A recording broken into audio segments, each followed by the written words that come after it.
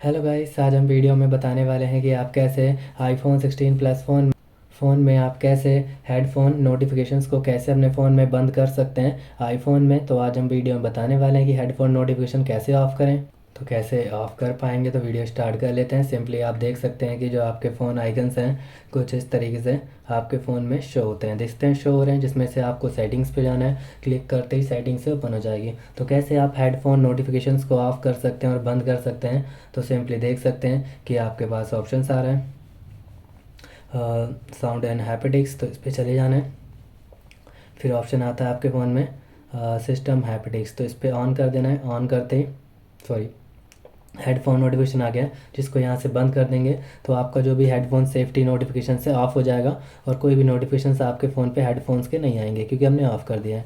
तो इस तरीके से हेडफोन सेफ्टी नोटिफिकेशंस को आप बंद कर सकते हैं अपने आईफोन 16 प्लस फ़ोन में। तो आपको वीडियो अच्छी लगी तो लाइक एंड सब्सक्राइब करें।